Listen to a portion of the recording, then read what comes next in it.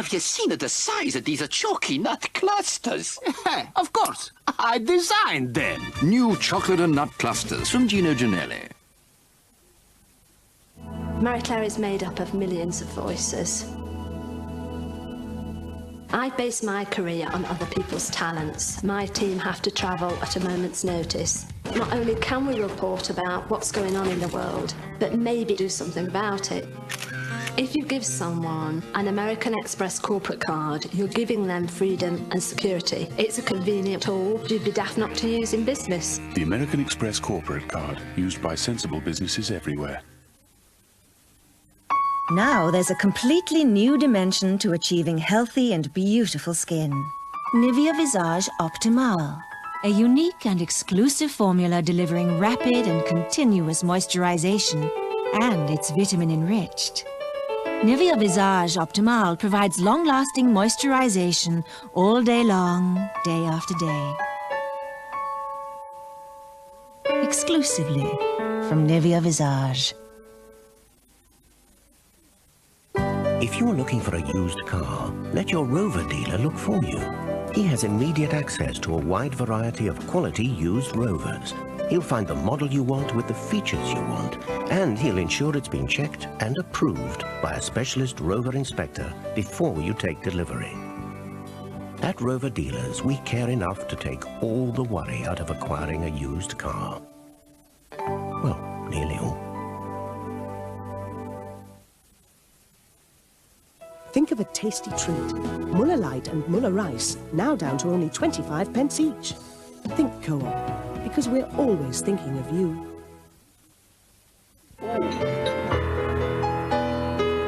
Tum, tum, tum, tum. Whatever the occasion, Setlers Tums settle Tums. A host of stars await in the new season of movie premieres. Alien 3. Blame it on the bellboy.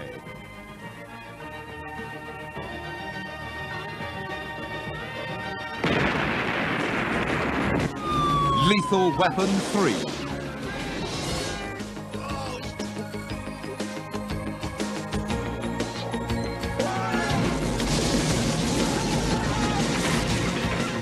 The hand that rocks the cradle.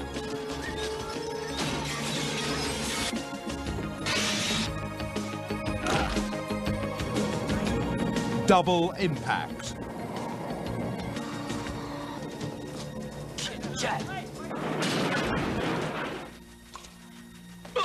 The best new season movie premieres only on Tyne Tees. From the studios of ITN, the news with Nicholas Owen. Good evening. The headlines tonight. UN threatens action after 37 die in Sarajevo marketplace shelling. James Molyneux resigns after 16 years as Ulster Unionist leader. And it's a draw. Atherton's men share the Test honours. The UN Secretary-General has tonight given a strong signal that NATO forces should retaliate after today's mortar attack in Sarajevo. Dr. Boutros Boutros-Ghali has pledged what he called appropriate action without delay. 37 people were killed in the massacre and scores wounded when a single shell exploded near the city's main market. Michael Nicholson at ITN reports on the latest atrocity in the Bosnian conflict. The timing was deliberate. It always is. The busiest hour of the day in the busiest place. The gunners knew what they were doing. One mortar shell precisely targeted, and the worst massacre in the city in 18 months. And at a time when even those who've spent the past 3 years under siege and bombardment were beginning to think the worst was really over, and with a new peace initiative underway. They should have known that whenever there's talk of peace, there are those who'll do anything to sabotage it. The Kosovo hospital has not seen such carnage since the Bosnian Serbs shelled the marketplace in February last year. So many dead today, and almost 100 wounded, some so critically the death toll will rise by the end of it. People queued outside, shouting a name, pleading for news, but even as they waited, even as the wounded were being treated, the hospital itself was hit. The Bosnian Serbs said, as they always do, that the Bosnian Muslims had shelled themselves. Whenever we have been on a sort of juncture in the talks, Muslim government has staged a massacre of their own people in order to sabotage the conference and in order to blame the Serbs. Now we would like to know, what is the role of NATO in this? Are they going to stand by while we are being killed and massacred? And who'll answer that question? The peace brokers meeting in Paris reckon a new American initiative has a chance to work despite today's killings. We have come here tonight on a mission of peace, but in a very sad time. Our first project here is to express our condolences on behalf of President Clinton and the United States government for the outrageous tragedy that happened in Sarajevo today. The U.S. Well, I'm sorry that report ended so abruptly. The Ulster Unionist Party is preparing for a fierce leadership contest after James Molyneux announced he's resigning. After leading the party for 16 years, he said today he wants to give his successor time to prepare for the next election. And we will have a report on that in a few moments' time.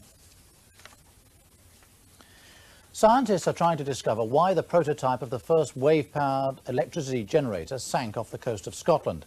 It was launched less than a month ago. It was hoped that the experimental generator, which cost £3.5 million, would become the world's first commercial wave energy power station. The 8,000-ton structure was supposed to create electricity by using waves. Instead, it sank beneath them. Cornwall's fishermen held their annual fish festival today and received a big thank you from Canada for supporting them in their fish war against Spain. Among the guests was the Canadian Fisheries Minister Brian Tobin, there to deliver his own personal message of thanks. James Bayes reports. It's carnival time in the Cornish fishing port of Newlyn, and today they were welcoming a visitor from the other side of the world. The Canadian Fisheries Minister arrived on a Cornish trawler. He was greeted as a hero by most locals because of his role taking on the Spanish in a dispute over fishing rights in Newfoundland. I think that the people of this community, and these communities, I should say, have given us the kind of lift as a country that we haven't had for a very long time. So I'm really here to say thank you. For months across West Cornwall, the Canadian maple leaf flag has been flying everywhere. Local fishermen claim they face the same problems as their Canadian counterparts, with the Spanish fleets operating illegally, using undersized nets and breaking agreed quotas. They're angry that the Spanish will soon be allowed to fish in the so-called Irish box, an area they see as their traditional fishing grounds. Today, however, not everyone was welcoming the Canadian minister. A group of animal rights campaigners tried to disrupt his speech. They were led away by police after the protest against Canada's involvement in the seal trade.